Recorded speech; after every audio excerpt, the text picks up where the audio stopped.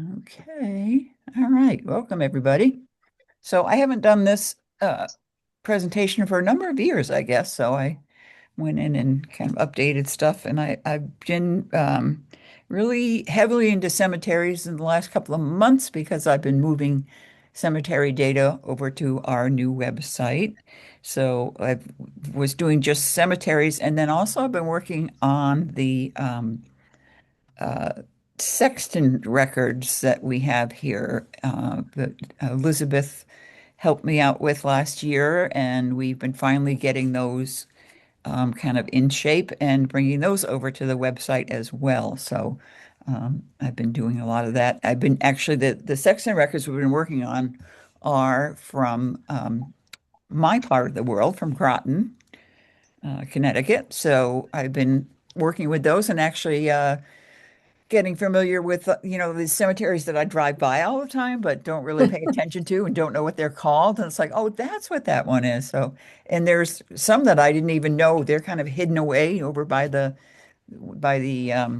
sewage treatment plant and the the water source of town. So I've gotten back in there, and they're actually pretty cool. I don't think people really know that they're back there. So that's been kind of fun.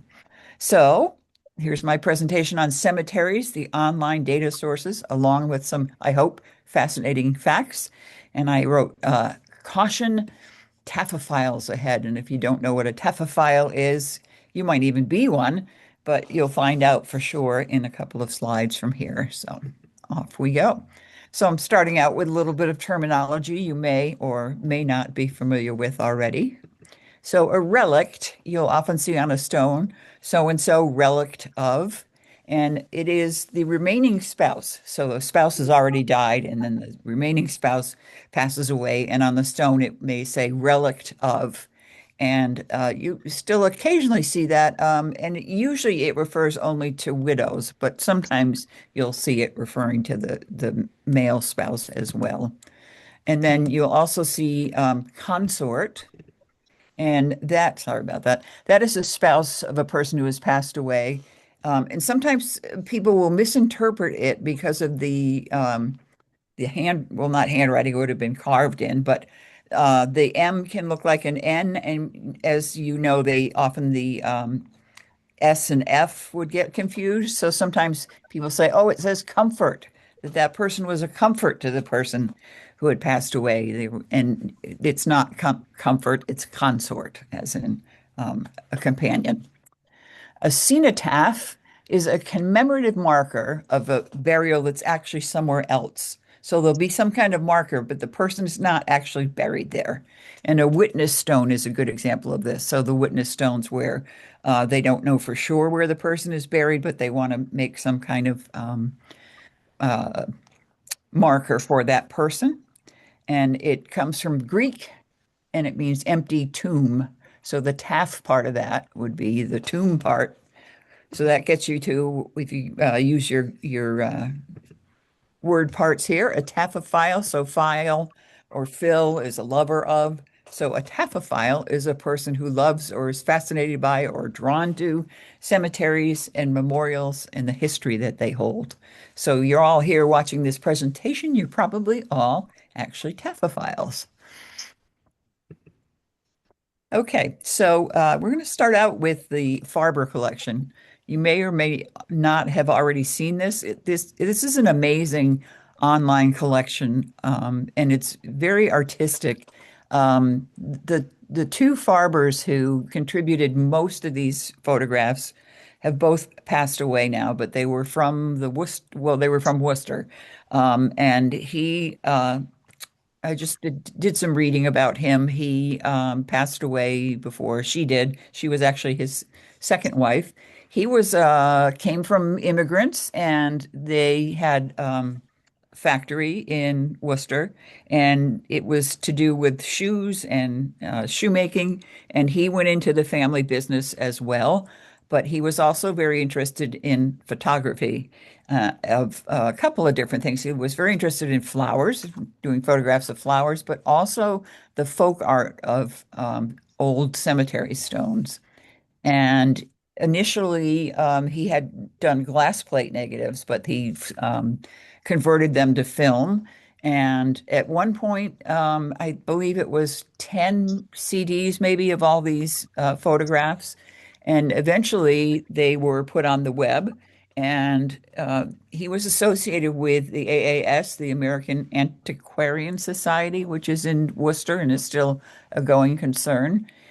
And the online viewer is tied in with David Rumsey, who you might know for his map collection, which is out in Stanford. I always say Stanford instead of Stanford. And so the online version is the technical online treatment of it is tied in with David Rumsey. So we will go and look at this, and hopefully I've got this working so that you will be able to see this as well. Okay, so are you seeing the online browse the Farber gravestone collection? Is that coming through? Oh, cool. Then I don't have to keep jumping back and forth. So you can see these photographs are they're all black and white, but they're just beautiful pieces of art as well as um, valuable for saving the stones and the writing on the stones. So let's see, I'm not logged in at this point. I don't know if I need to. You can log in and just went out of there. Oops. And then with that, there's this create button. You can do these media groups and presentations and all this fancy stuff, which I haven't really done much with, but mostly, I don't know why that keeps jumping out of there. Um, what you're going to want to do is just do some of the searching. So uh, if you go to explore, you can do different browsing. And this browse the 4W facets is probably the most useful. And we click on that. So the W's are simply what, where, who, and when. And it just breaks all these images down by these various facets, as they call them. And as I said, most of these photos are done by the two Farbers, but also there was a woman who did a lot of Massachusetts stones, and the Farbers are also Massachusetts. And then there was a gentleman in Connecticut whose name is escaping me right at the moment, but he did a lot of the Connecticut stones. So, you can decide what thing you want to search on. You can also search up here. I'm going to get this out of the way. Up here, there's a search window, so you could search a particular name, or you can just kind of go through here. Now, on the who, you can look for a person that's buried, or you can get into starting to recognize the different carvers and go in and see what the different carvers look like. So that's a different way to look at things too. We'll look at a book that I have here with me that goes into like half of the book is about the different carvers and what their styles were, and the other half is the cemeteries themselves, and it's mostly Eastern Connecticut. So, and then you can look over here, you can go by what the image on the stone is. So you can look at all the stones that have angels blowing on a horn, or an angel with a Bible, or whatever thing you want to look at. This is great that it's seeing my thing, but I don't know why it keeps jumping out here. It's probably just where I'm clicking. Um, Here's a little bit in the beginning. They don't give you too much background, but a little bit about the Farbers. So Daniel Farber, he went by Dan apparently, of Worcester, and his wife Jessie Lye Farber. She was, as I said, his second wife. They were responsible for the largest portion of the collection. Oh, here's the name that I couldn't recall. Ernest Caulfield. He did the Connecticut, most of the Connecticut grave pictures. So this is just if just to look at the art, it's pretty amazing for that reason, but also if you want to do some research and see if your ancestor's stone is in this collection, that's also an option. All right, let's go back to the presentation. Okay, what gravestones are made out of? They were sometimes simply wood, maybe a wood cross, or maybe it was shaped like a the stones that we think of, but those are the least durable, and you're not going to see those because they've weathered away, they're gone. Sometimes stone, just simply field stone, so a rock. And sometimes you'll see in the descriptions of the cemeteries, they'll say 20 field stones. And the stones may still be sitting there, but they sometimes they tried to carve something into them. Many times it's just a stone. And you're hard pressed to tell it from a glacial stone that was just left there. They may be made of granite, it could be slate, sandstone or brownstone, which if you live in our area, the quarries here that quarried that material, and many of our gravestones are made from that.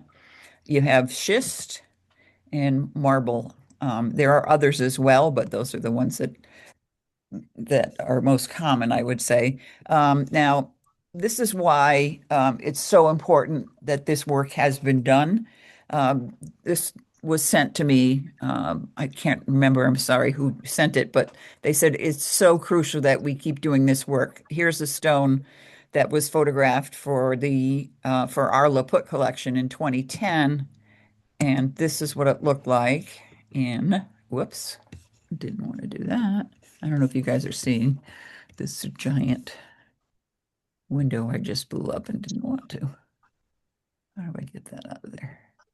Are you seeing a big, oh no, I got all this crazy stuff going on. All right, back here. Mm, techno. You're good with it, Carl. What's that? There's no obstruction. Oh, there is for me. Okay. Oh, There. Now can you see it there? The second picture.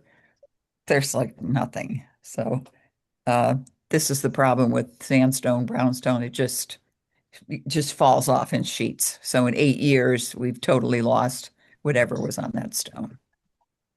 Okay, here is a material you may or may not be familiar with. It's kind of fascinating. These are known as zinkies, and they're not made out of zinc. They were called, well, actually, they were called white bronze. They're not white bronze either, but they were made in Bridgeport, Connecticut, and that's the only place they were made. And they were made by the Monumental Bronze Company. And just between the years of 1874 and 1914. And you still see them in cemeteries in this area. And they stopped it was the end of the war. I believe they were using the material for war related uses, but then they never went back to using them for stones, for cemetery stones. They're hollow. They were relatively inexpensive, and the color's really distinctive. So when you're out in a cemetery and you see this kind of odd bluish color stone, or it's not really a stone, you know that you're looking at a zinky. And they were customizable, and you could only order them through a catalog. This one is in the Pine Grove Cemetery in Middletown, and we can take a look at the catalog here. This is in the Internet Archive, as you can see, and here's um, some of the choices of what you could choose for your stone. And if we look at this, I'll show you the upper part of this stone, which is not in that original photo. And if we our go back to our catalog and we go to the end here. Okay, right here, there's a sheaf of wheat, and there it is right here. So you can see they picked that out of the catalog and customized their particular memorial. Now there's some common symbols that you'll see on the stones and motifs, and some of these are indicative of the time frame because they were popular in certain times. So in the early colonial times, really early, you saw skulls, and they were kind of creepy. They were like skeleton skulls and simple faces. Sometimes they started to have wings, and then they kind of morphed into faces and maybe angels with the wings, and they were not quite as scary. They often had designs down the side that were vines and leaves. And then in the late 1700s, you started to see the willow and urn, and that was kind of a reference back to classical times. Urns were well part of they went back to when cremations were popular at that time, and of course nowadays more frequent than you used to see them. But so that was a reference back to the cremation, and the willow was kind of a symbol of for mourning. So you would see that quite frequently. And these are a couple of sites we can look at, and they will talk about the symbolism. It's, most of it is pretty common sense. And unfortunately, I apologize for the ads that come with this, but this is from thought.co and telling you about some of the things you see. So the symbol of Alpha and Omega together is supposed to symbolize God's eternity because Alpha was the first letter, Omega was the last letter. So it's supposed to be, symbolizing the representing Christ from, beginning to end. Actually, my mother had two cats that were called Alpha and Omega. One of them was the big boss, and the other one was much more timid. So that's where they got their name. American flag, obviously patriotism, but also so you would see it oftentimes with military veterans. The anchor is, the most obvious thing is going to be for, somebody who had something to do with the sea. Um, but also they said sometimes it was used as a disguised cross if you were, for whatever reason, did not want to be so out there about a cross, and so you would use an anchor instead. So it could be a grave of a seaman. It could be a tribute to Saint Nicholas. He was the patron saint of seamen. If there was a broken chain, then that was symbolizing the cessation of life. An angel, that's a pretty obvious thing. They were symbols of spirituality, maybe guarding the tomb or maybe a messenger from God. Then you have the social orders. So the Elks, the official name, the benevolent and protecting order of the Elks. So you'll see that BPOE on those stones oftentimes. So they were one of the largest and most active fraternal organizations at one point, over 1 million members. Okay, if you see a book, again, could be the obvious thing. The person's a scholar or perhaps a writer or a bookseller or a publisher, but it could also be representing the Bible, or they could represent an evangelist. Calla lilies were popular in the Victorian era, majestic beauty, and they could represent marriage or resurrection. Okay, if you see a cross with a circle, you're looking at a Celtic or an Irish cross. A broken column, again, seems like a fairly obvious thing, a life cut short or memorial to the death of someone who died young. Here's the Daughters of Rebecca, who were the women's group that was a kind of the side group to the Order of the Oddfellows. And you'll see three links of a chain, and then also you get the R for Rebecca.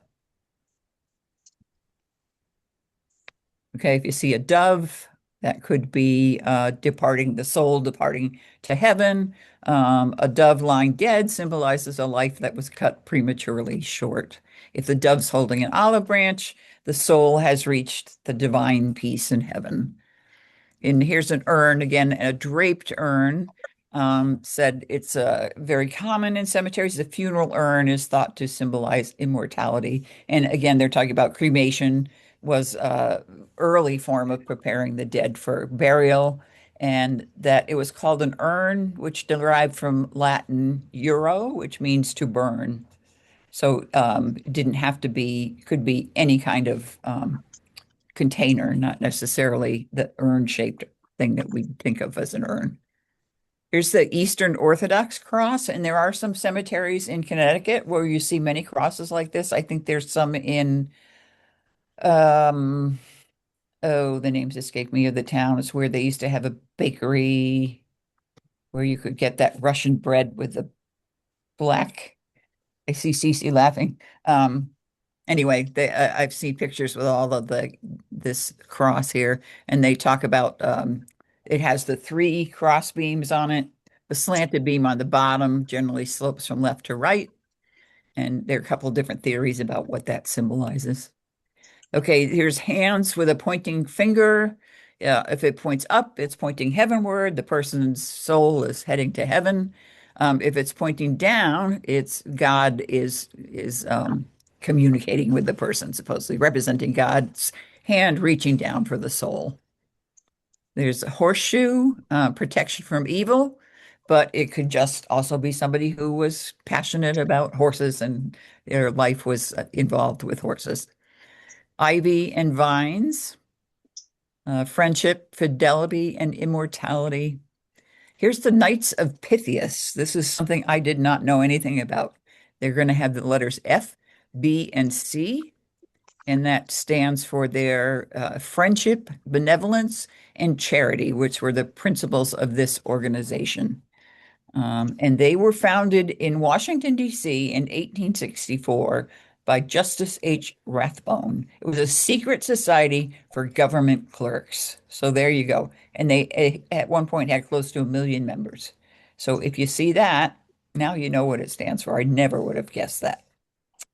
Laurel wreath, common symbol in cemeteries, represents victory, distinction, eternity, or immortality. So that covers just about everything there.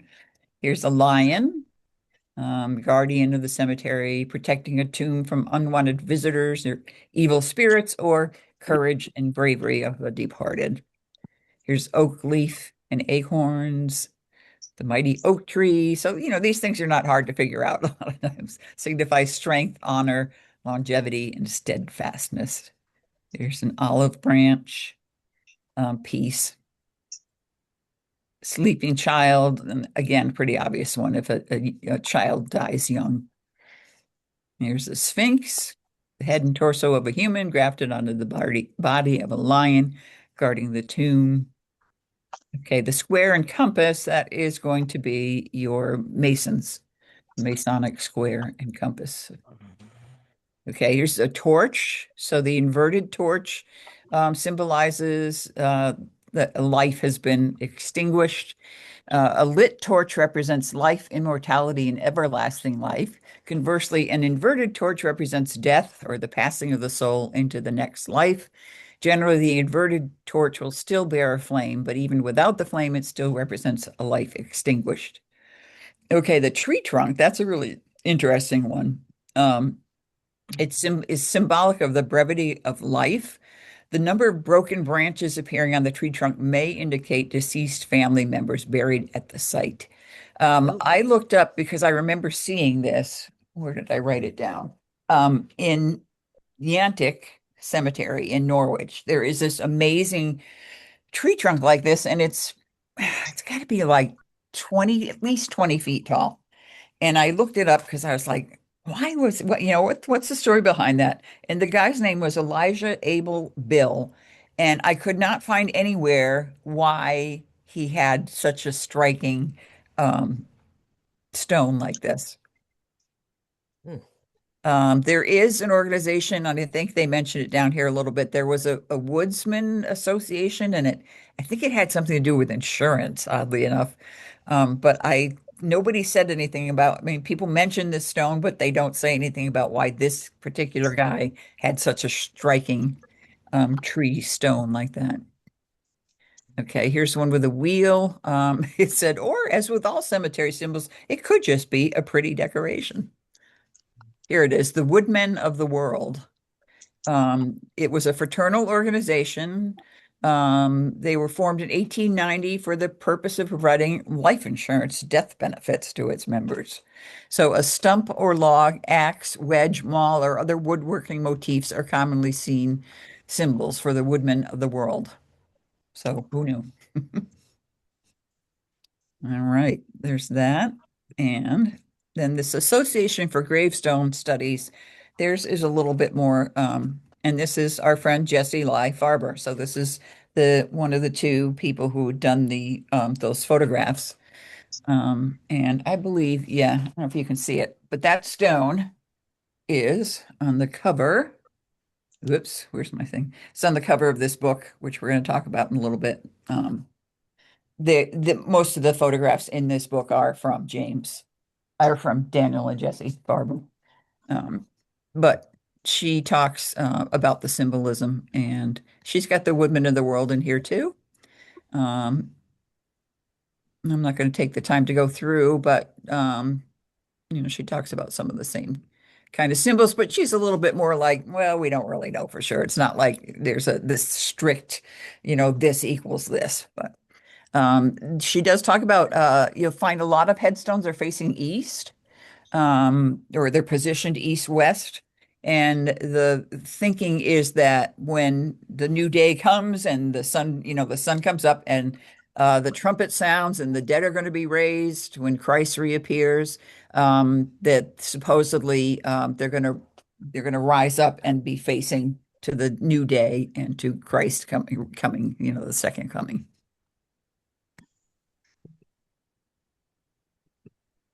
Okay, so where you can find online information, and you probably know most of these, if not all. Find a Grave is the one we all think of.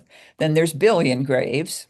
There's interment.net, and you may or may not have seen that one. That's got some interesting things.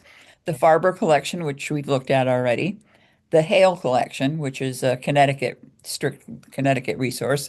The Laput Collection, which is also a Connecticut resource, but it's connected to the Godfrey Scholar. The U.S. GenWeb Tombstone Project, which is getting a little bit old now, but because U.S. GenWeb was very big when we first got onto the internet and started doing things online. And it was kind of a volunteer-based project. Whoop. Is that everything? I'm not sure I had them all there. Maybe we did. Yeah, I guess we did. All right. You can check the Family Search Wiki and see what they recommend. So they have lots of stuff. NEHGS, the Boston, they are the guys that run, help me out, Al, American Ancestors, right? That's their website. They have a couple of collections of cemetery transcriptions. So you can check them out if you remember. Some of their stuff is free, and I don't know if this is one that's free or if you have to be a member, but there's sites that are just veterans grave sites, Billion Graves, Find a Grave, Cindy's List, Hale Collection. So these are some of the ones I've already mentioned. Interment Net, Histopolis, I don't really know. There are some specific Jewish cemetery websites. There's GenWeb again. Okay, so if you forget some of these, you can always come back to good old Family Search, excuse me, to their wiki. And then they have a page specifically for Connecticut. So they'll take you into the Connecticut sections of some of these things that we mentioned already. All right, so today we're going to look at Find a Grave, which, as you probably know, is now owned by Ancestry. It used to be its own separate uh, going concern. Then Billion Graves, interment.net, Hale Collection, the Laput Collection.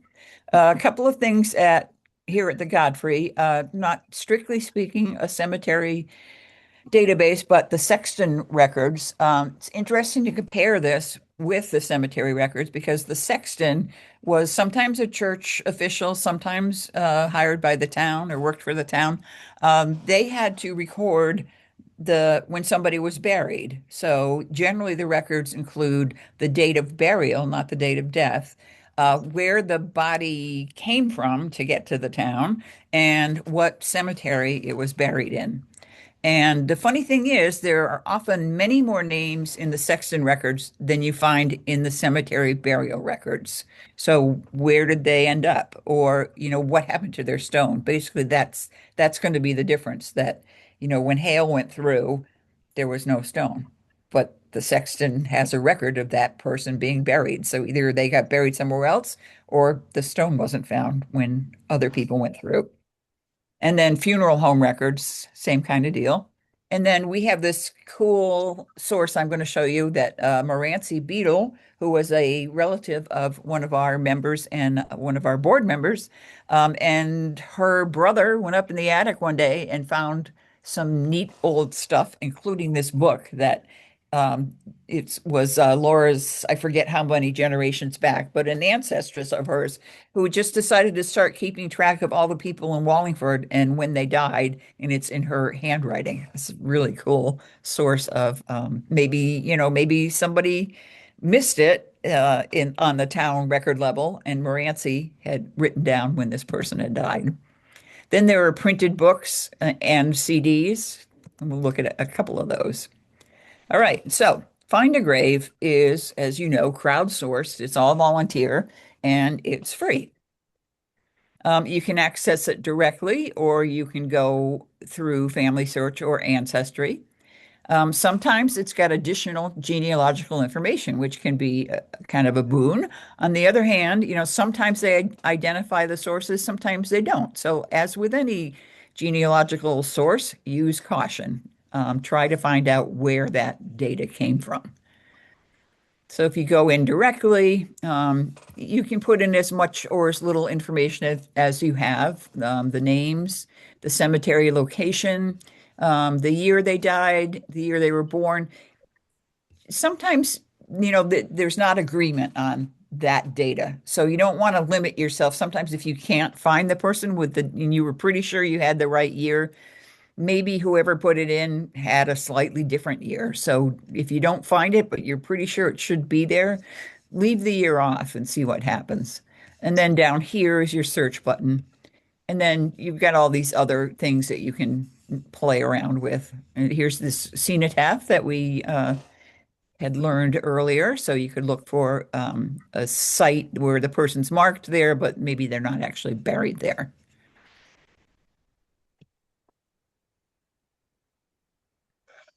And they will also link you to other family members who are buried in that same cemetery or maybe in the same town, or you can actually say, okay, I want to see who's in that county that's in that same family. So maybe this person's brother is a couple of towns over. So that can be helpful. Or you can even go for the whole state.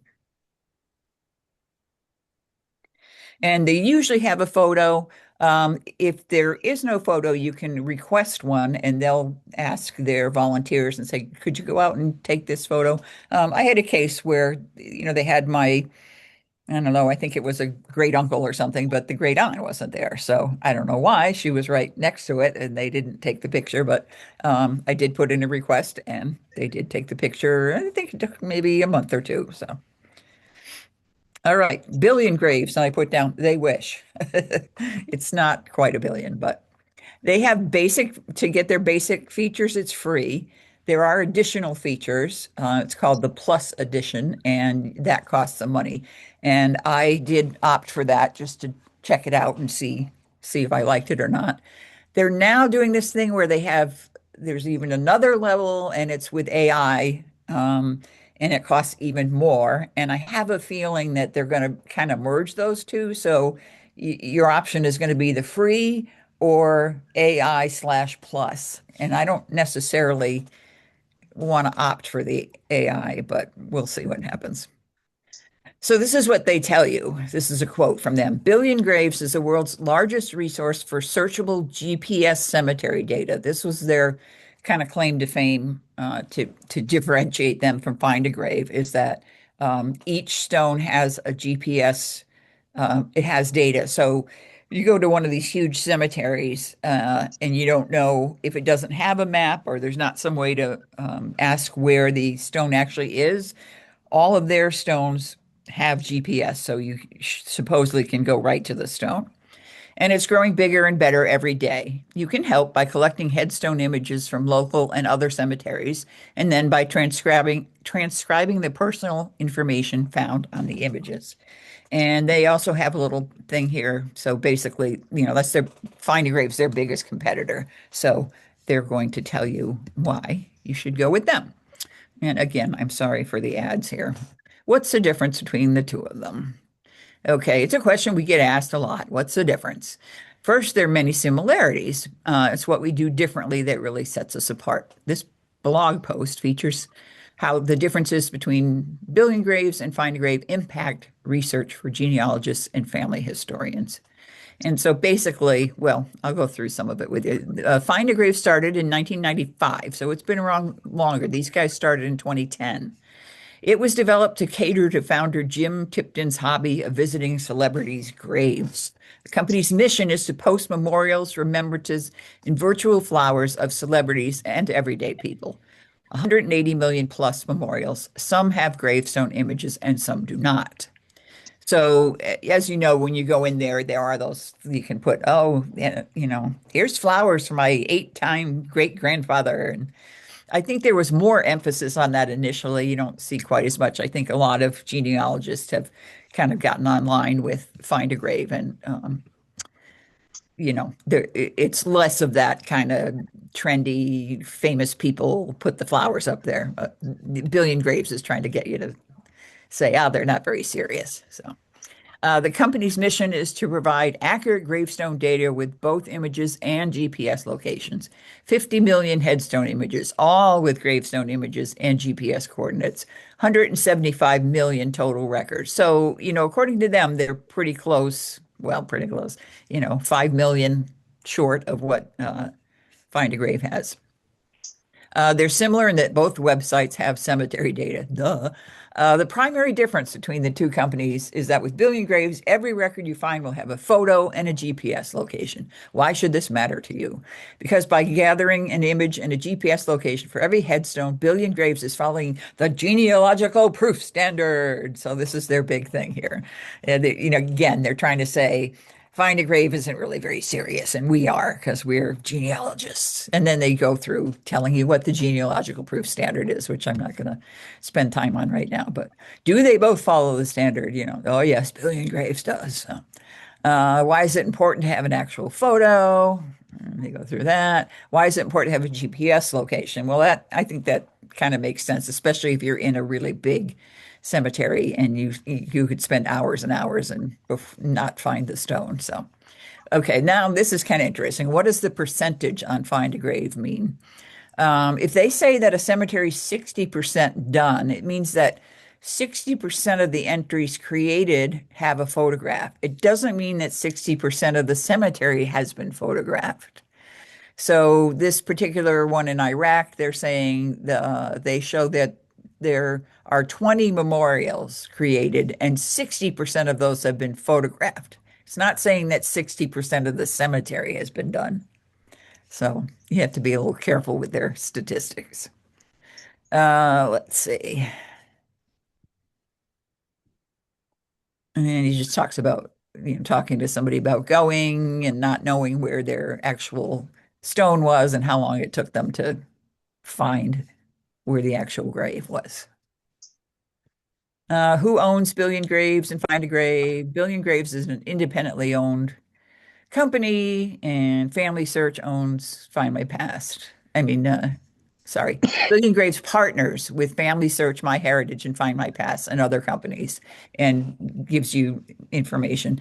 And I did sign up for as I said, the plus one, and I put one of my trees, I think I attached a tree, but it might not be like my real tree or something because they keep sending me these things that say, maybe you want to go look at this grave, and it has nothing to do with my family. So I think if you do the paid one, make sure that you hook it up to your real tree because I guess you will get, hints and stuff, but I haven't had great luck with that.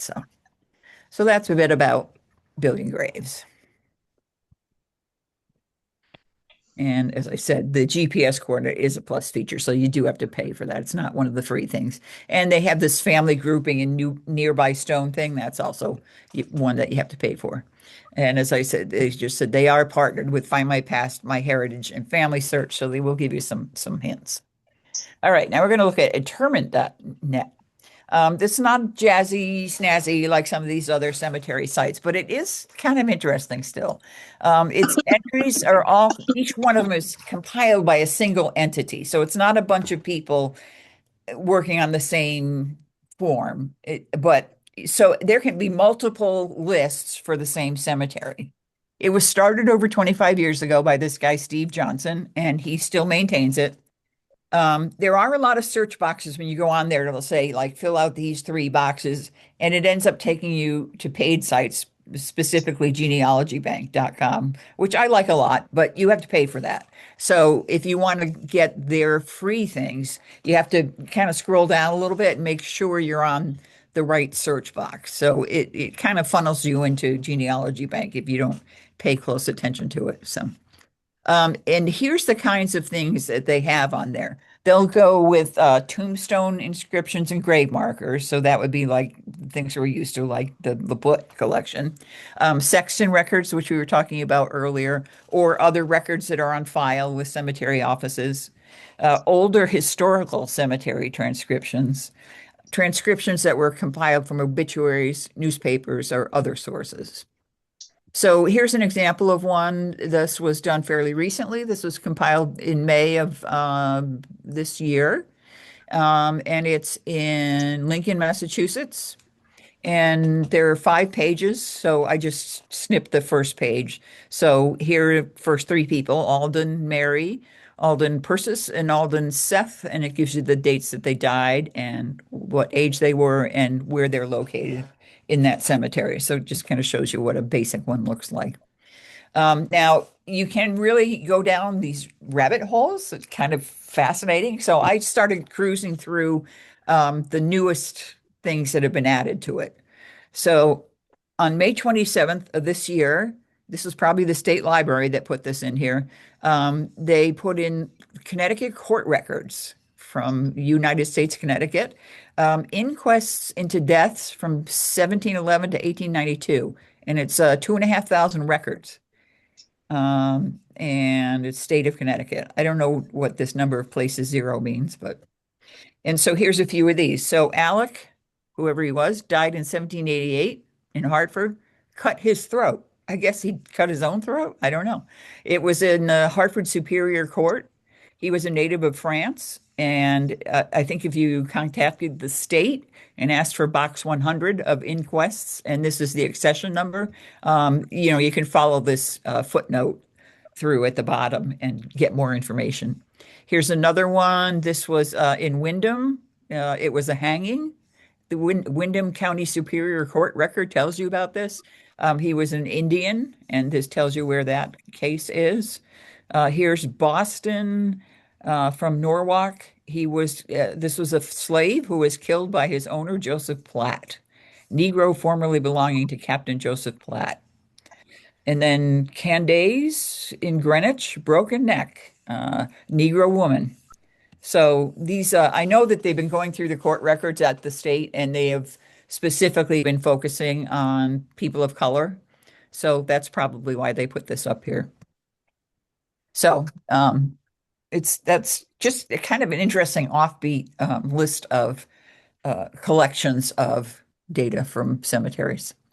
Okay, so the Hale collection you may or may not know about, but it was done as a WPA project. It was Charles Hale who started out, he was just going to go find all the stones that were from Revolutionary War patriots. And then he ended up kind of expanding that and he was designated the state military necrologist for Connecticut, got involved with the state library, and then it branched out into a WPA project. He located 2,269 cemeteries in Connecticut, and the project ran from 34 to 37, and he was overseeing a staff of 80 people as a WPA thing. Most town libraries have a copy of the Hale collection, a printed copy for that town. And so, how do you find these things? I found a place on the state library website that is really helpful. They've kind of reworked things recently. So, this is a new page, and it's all the towns in Connecticut. And you can click on one here, or you can use their list here. And this has been around, this town list. They've just reformatted the way you access it. So if we go into Lebanon, it should look kind of familiar. But this tells you where all this stuff is on the state website, or some of them are other places. But so Vital Records tells you where the Barber, what the Barber collection has for this town. It tells you where the probate stuff is. And then for hail, it tells you where the which cemeteries are in the hail collection for that town. So that's very useful. Okay. It can help to know what the hail number is for a cemetery. It's really helped me lately working on all these things I've been doing with the cemeteries and the sexton records. So there are two different places you can find this. On Ancestry, you're going to go to the search tab and go to catalog and then type in hail collection. So I went up to search, um, put hail collection in here. Now, unfortunately, the hail collection has two parts. It has the newspaper notices and the cemetery inscriptions, and they're lumped together on Ancestry, which makes it a little bit of a pain. But once you type that in, this comes up, and again, they're together here. But if you go right here and you just select the index of the headstone inscriptions, all right. And you go to page 3 and you get all the towns alphabetical and then the cemeteries. And then the Hale number comes right after that. Okay. This source I really like. I have to ask somebody at the state library. I think Mel was away for a little bit, but I got to call him and find out. It's a really helpful source, but it's missing some towns, and I don't know why. And also, I have a terrible time. I bookmark it, and I always have to go to Al. Where is that thing again? Because I can never find it in my bookmarks. But I think if you Google Hale Cemeteries as one word and put in master table, you'll get this thing. Okay, and so this is what it looks like. Most of this stuff over here, it's old, so this stuff isn't all that helpful. But what is good is over here. It's alphabetical by town, and then you've got over here, you've got the county, but you really want the town. And then within that, so let's say we're in Colchester, these are the names of all the cemeteries that Hale used. As you probably know, the names of these cemeteries can change over time, and different people will call them different things, and it can be a real pain. But this is what Hale called them. And then over here, so 302, I'll tell you in a minute what that means. But the in Colchester, the old cemetery was Hale number 1. The Linwood Cemetery was Hale number 2. St. Andrews, Hale number 3. So that's you can get those Hale numbers. It's really confusing because like I've been doing Groton lately, and look at this. So we got in Groton, you have boroughs, right? You have boroughs, no number. Boroughs number 3, boroughs number 2. But boroughs number 3 is actually Hale 17. And that was boroughs number 2. Boroughs number 3 is Hale number 12. And then there's a map for Groton, and they have different numbers. It makes you crazy. But knowing that Hale number it's like kind of I don't know, it's the rock that you can hang on to and say, okay, I know the Hale number. That's important. All right. Oh, yeah, here's the blow up I could have used. Okay. Now, how you get those numbers is the first digit is your county. So New London is 3. The next two digits is your town. So Groton is 06. And then after the decimal point is the actual cemetery number. Okay. As I told you, each town has a printout. And I sometimes I wish I had the whole state printed out by town. We have maybe a dozen of them here. You know how sometimes just having it on paper is so much easier, and trying to find these is a little bit tricky. But if you go to the Family Search Wiki, okay, to the Hale Collection Vital Records Inventory, this is on the wiki now. And then you go down to the fifth one of these things. So you got a surname index, index to deaths, index to marriages, index to surname index. These are all the that other part of the Hale collection. All right, and then you get to the cemetery inscriptions, and they're alphabetical, kind of, but then like Hartford and Bloomfield, I don't know. And it keeps scrolling because I didn't realize at first that it didn't stop at Canaan. It keeps going. And these give you the DGS numbers, which are the scans that they do, but are not you can't search them in the usual way because they're just the digital image numbers. and then click on those, and those will take you to those will take you to this, which is what you'll find like in the libraries, town by town. Okay, so the hail is great, but it can be a pain in the neck to find it. Okay, Laput. Labor of Love, started by volunteer Ed Laput, who is now deceased. With the help of countless photographers and data entry volunteers, we're now up to 1,070 cemeteries, primarily in the eastern half of the state. Now, I might be spilling the beans early, but I did run into a lovely woman the other day when I was doing a presentation for the Friends of Connecticut Libraries. And when she was an undergrad, she did a project in the cemeteries in Fairfield County, of which we have two cemeteries so far. And she did a massive number of cemeteries, photographed all the stones, collected all the data, and did an undergrad project on data evaluation of cemeteries. And I think she's going to share her material with us. So stand by. We may have a lot more Fairfield data before very long. That would be great. So every cemetery is completely photographed, i.e., every stone, every extant stone anyway, and correlated with data from the Hale collection. For burials after 1935, which are thus not included in the Hale collection, I think it's 35, 37, somewhere in there. Volunteers enter the data as seen on the stones. As you can imagine, it's slow and painstaking, and we always welcome new volunteers. The project is still ongoing. We received a grant from the Peck Stackpool Foundation in June of 2025 to help us with this project, to help fund the photography efforts. And we do still have some funds left. So contact us if you're interested in doing some photography. You do need to have good knees. Those of us who have done a little bit of it can tell you that, because you need to get right down and you need to be, head on to the stone. So there's a little bit of finesse to doing it, but we're still working on it. So we're currently working on porting all of that in addition to doing new stuff. We're taking the old data and we're bringing it over to the new website. And we're just about finished with those 1,070, but we are adding stuff. So here's some stones from the Laput collection just to see how cool they are. This is, I was telling you that early on you had these kind of creepy skeleton looking images at the top, and then you'd get these pretty, vine-like or geometric kind of symbols down the side. This is from 30 Mile Island Cemetery in Old Haddam, and this is a very early stone. You can tell with that skeleton-like image, and then the side images. There's another one for Amasa Brainerd. Brainerd is an old Connecticut name. Okay, here's Minerva, and remember we talked about that hand pointing upward, so Minerva's soul is heaven bound.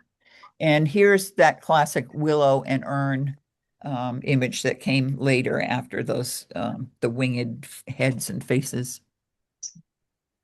Okay, this is one that I just got the other day. I told you I was discovering stones in Groton, and this is a pretty sad one. This is the wife of James Gardner, and it tells who her parents were. She was 26 years old. She was killed at Pequannock, Connecticut by the Shoreline train while returning from church Sunday, September 26, 1886.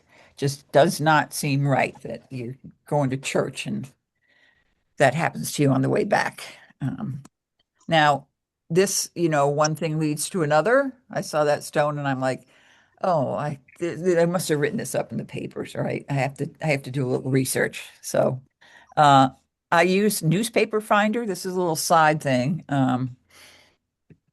But if you don't know Newspaper Finder, it's something you should know.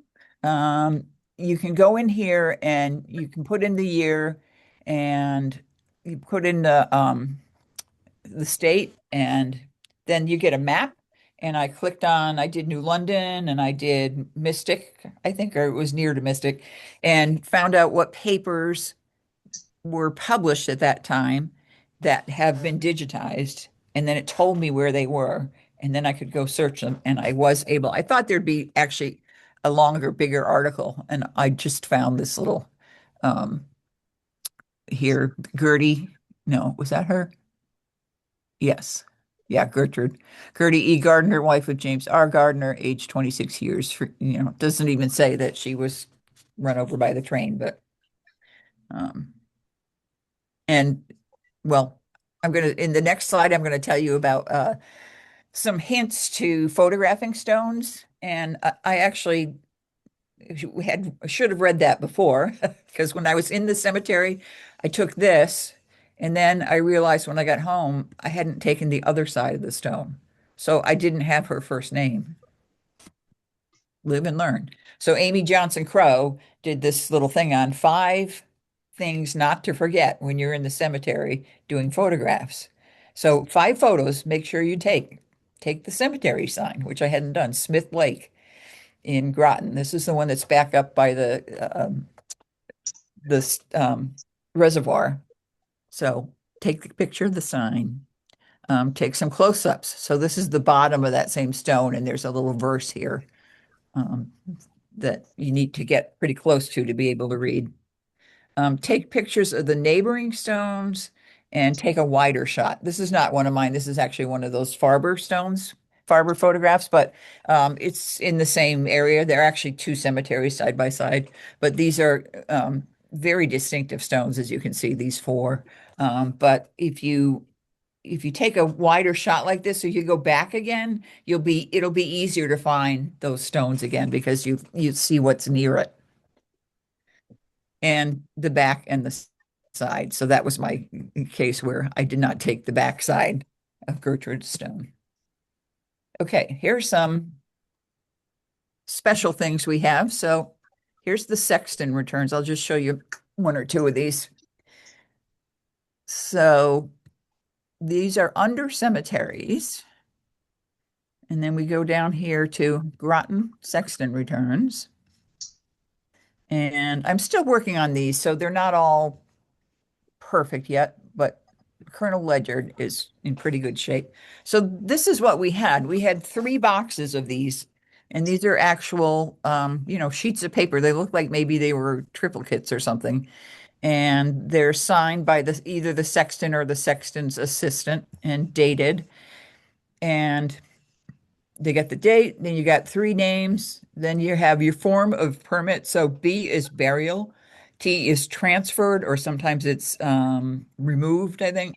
No, it wasn't removed. Anyway, sometimes they say R, and then D is disinterred. So here's Fanny Griffin was buried on the 1st of March of 1918.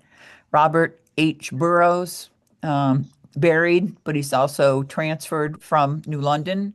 And Henry Mumford, 28th of March, 1918, transferred from New London. Now, I've seen lots and lots of transferred from New London, and it took me a while, and then I was like, the hospital's in New London. So they must have died in New London at the hospital, and then the body was brought to Groton where they were buried.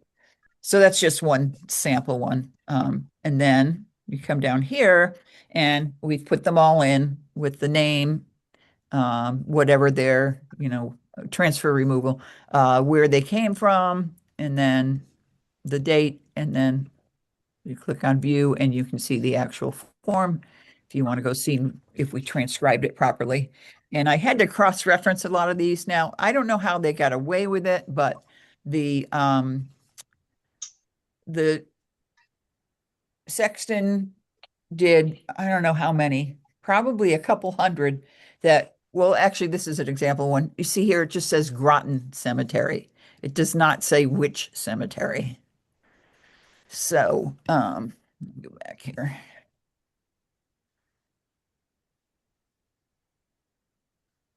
For some reason, he didn't specify the cemetery, and there are probably almost 20 cemeteries in Groton. And so I went through all of those that had no cemetery specified, and a whole bunch of them were actually the Colonel Ledyard Cemetery. So when you look down here, what I did was I put Colonel Ledyard question mark, Groton Cemetery. And what I did is I just went through every name and I looked them up in the Laput collection and saw that that's in fact where they were buried.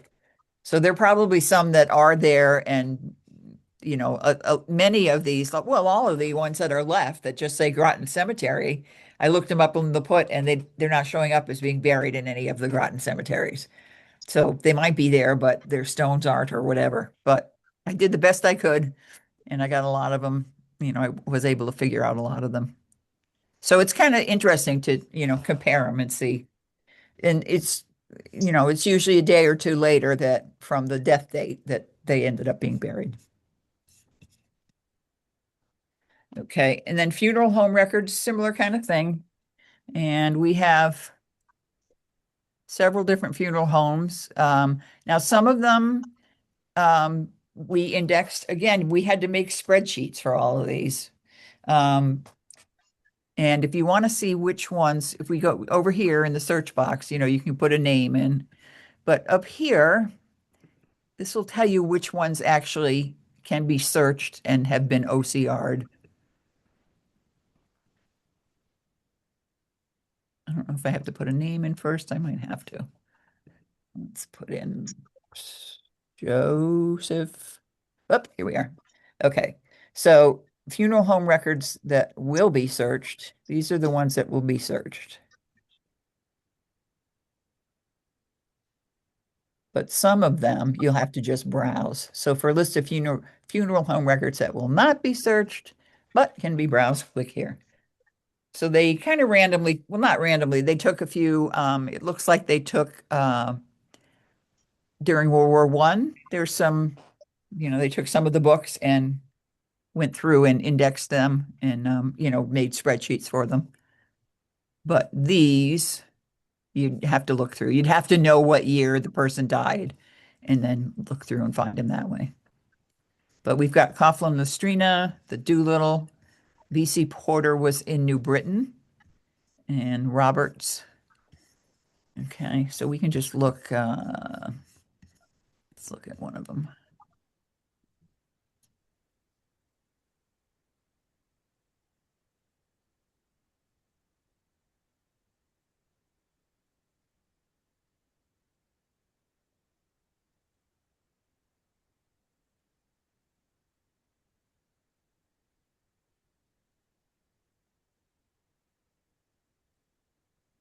Okay, so you get the date of death, name of the deceased, occupation, that one's not filled out, but name of father, birthplace of father, name of mother, birthplace of mother. Sometimes you can pick up the maiden name of the mother, which can be a difficult thing to find. So there's a lot of data there. Here's Laura's going to give us a little rundown on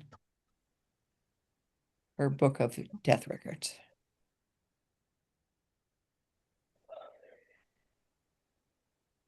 Over 10 years ago, my family was at my parents' house uh, for Thanksgiving. And later, after dinner, we were just talking, and my brother said, I have a box that I found in the attic. And so we started going through all of the items in the box. And amongst the discoveries were this book that I have here.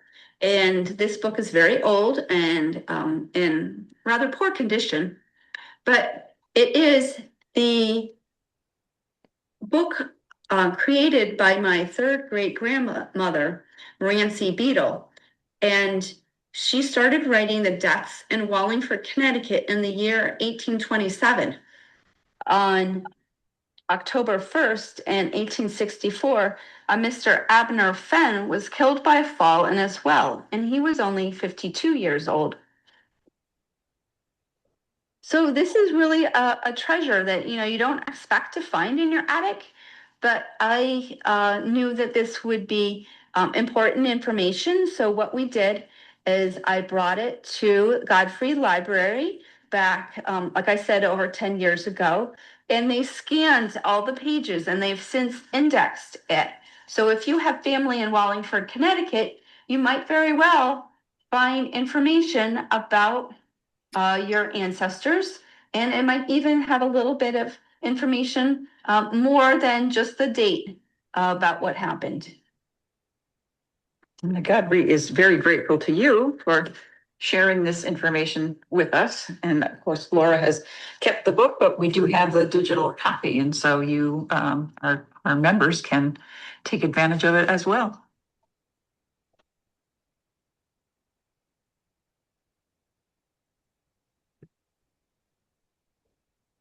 Okay.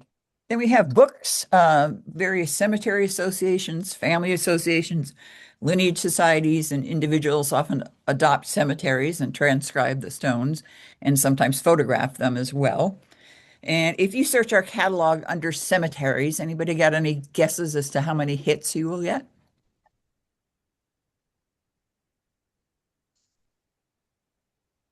You can unmute yourself if you want.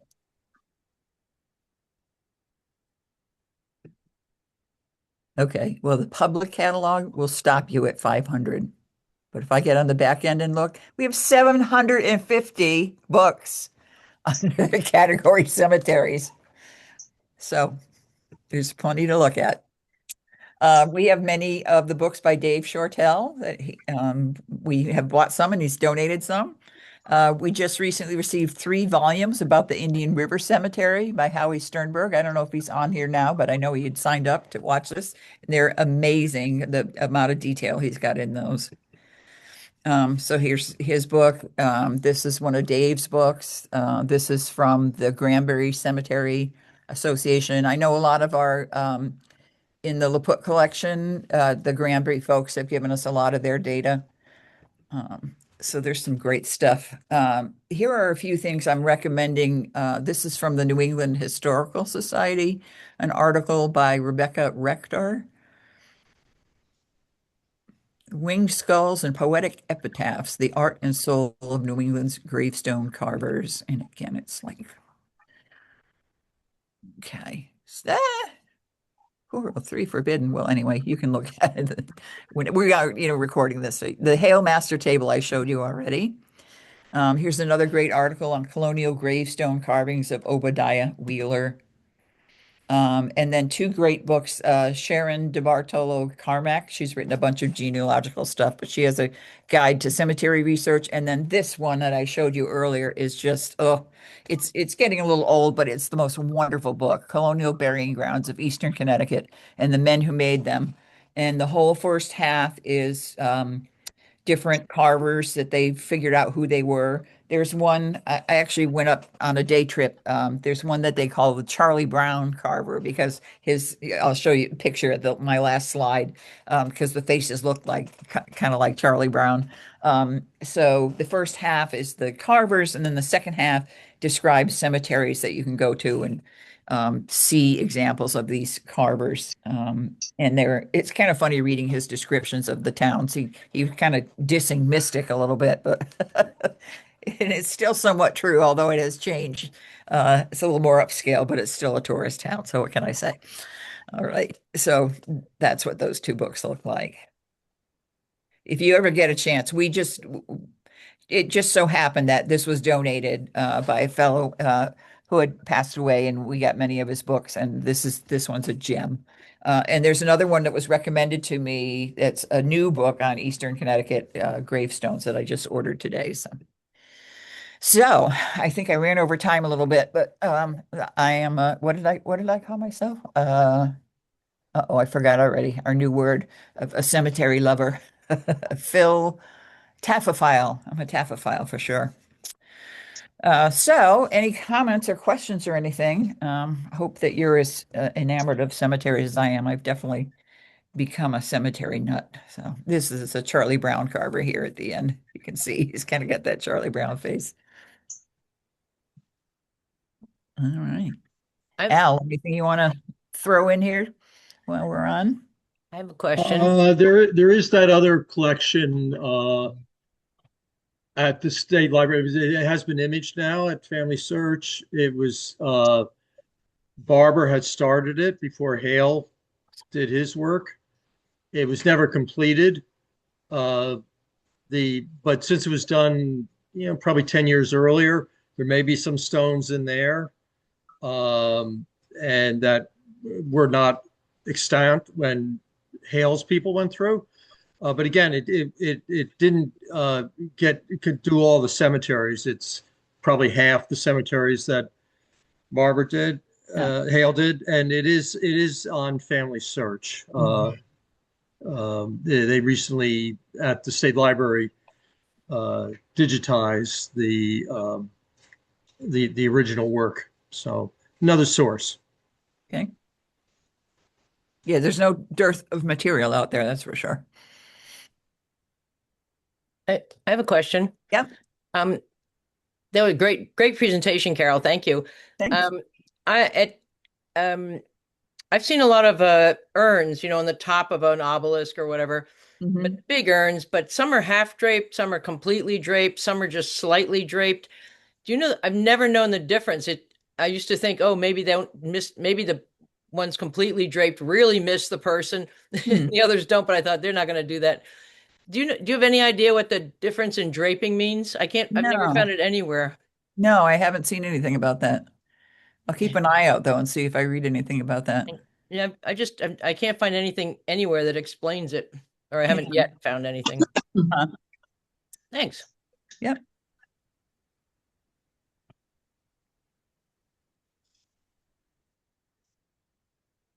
All righty. Well, I think we're done.